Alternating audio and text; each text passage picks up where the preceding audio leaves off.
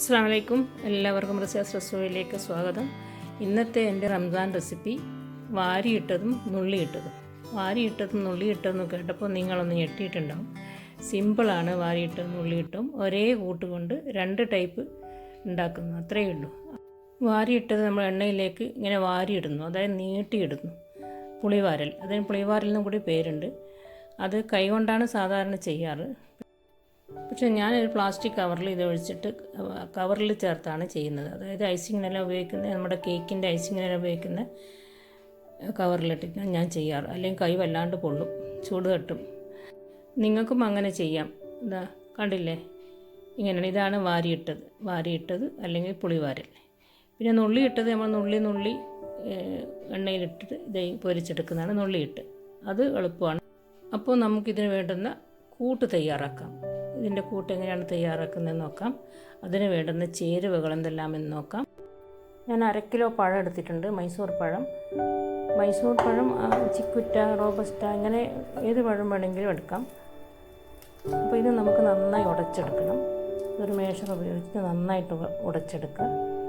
ഇത് പഞ്ചസാര ചേർത്തിട്ട് ഉടച്ചെടുക്കുകയാണെങ്കിൽ പെട്ടെന്ന് ഉടഞ്ഞ് കിട്ടും. ഇത് 1 കപ്പ് പഞ്ചസാരയാണ് വേണ്ടത്. ഞാൻ 1 കപ്പ് പഞ്ചസാര ഇതിൽ ചേർത്തിട്ട് നന്നായിട്ട് ഉടച്ചെടുക്കുകയാണ്.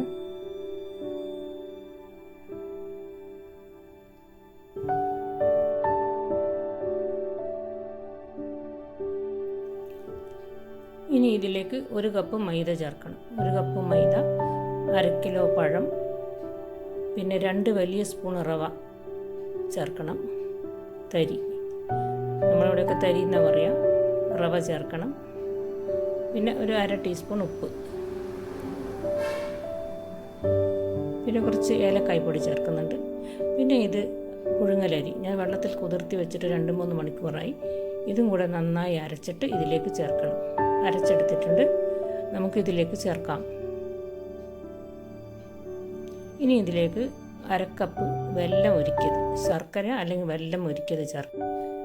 മധുരത്തിന് വേണ്ടി നമ്മൾ ചേർക്കുന്നത് 1 കപ്പ് പഞ്ചസാരയും 1/2 കപ്പ് ശർക്കര ഉരുക്കിയതാണ്. ഇതെല്ലാം ചേർത്തിട്ട് നന്നായിട്ടൊന്ന് മിക്സ് ചെയ്യണം. നല്ല കട്ടിയിൽ വേണം ഈ കൂട്ട് തയ്യാറാക്കാൻ, ലൂസായി പോകരുത്.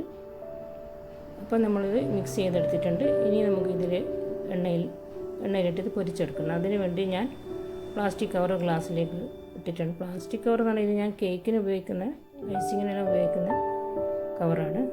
അപ്പോൾ ഏത് കവർ വേണമെങ്കിലും എടുക്കാം. ഇതിലേക്ക് നമുക്ക് ഈ കൂട്ട് ചേർക്കണം. എന്നിട്ട് നമുക്ക് എണ്ണയിൽ ഇത് നീട്ടി ഇട്ടിട്ട് പൊരിച്ചെടുക്കണം. സാധാരണയായിട്ട് മുമ്പത്തെ ആൾക്കാരൊക്കെ ഇത് കൈകൊണ്ട് തന്നെ വാരിയിട്ട് എണ്ണയിലേക്ക് ഇങ്ങനെ നീട്ടിയിടും. കുറച്ച് പ്രയാസമാണ്. നമുക്കിങ്ങനെ ചെയ്യാം. കൈകൊണ്ട് വാരിയിട്ട് പൊരിക്കുന്നത് കൊണ്ടാവും ചിലപ്പം ഇതിന് വാരിയിട്ടതെന്ന് പേര് വന്നത്. ഒന്ന് വാരിയിട്ടതും ഒന്ന് നുള്ളിയിട്ടതും.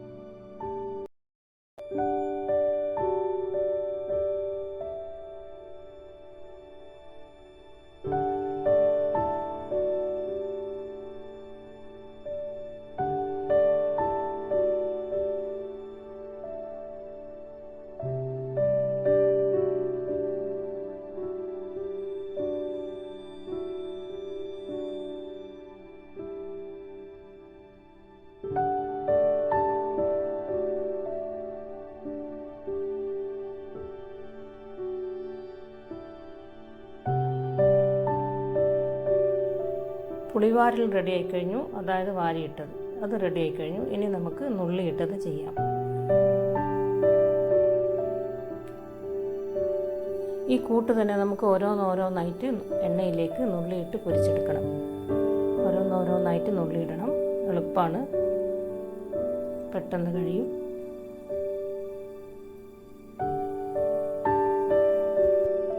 പിന്നെ നമ്മൾ ഈ കൂട്ടിൽ ബേക്കിംഗ് സോഡയോ ബേക്കിംഗ് പൗഡറോ ഒന്നും ചേർക്കുന്നില്ല.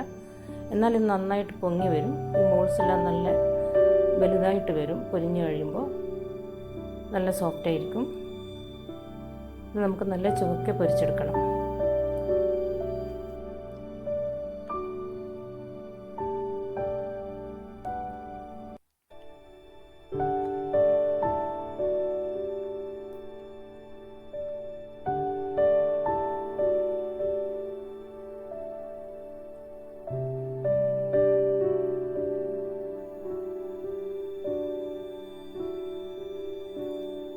ഉള്ളി ഇട്ട് നന്നായിട്ട് ചുവക്കെ പൊരിഞ്ഞു കഴിഞ്ഞു. നമുക്കിത് കോരിയെടുക്കാം. ഇതിൻ്റെ ഇൻഗ്രീഡിയൻസ് ഞാൻ ഒന്നുകൂടെ പറയാം. 1/2 കിലോ പഴം, 1 കപ്പ് മൈദ, 1 കപ്പ് പഞ്ചസാര, 2 വലിയ സ്പൂൺ തരി, 1/2 കപ്പ് ശർക്കര ഉരുക്കിയത്, പിന്നെ ഏലക്കായ്, 1 നുള്ള് ഉപ്പ്. എല്ലാവരും ഉണ്ടാക്കി നോക്കുക. എല്ലാവർക്കും ഇഷ്ടമാവും. എല്ലാവരും സബ്സ്ക്രൈബ് ചെയ്യുക, ലൈക്ക് ചെയ്യുക, ഷെയർ ചെയ്യുക.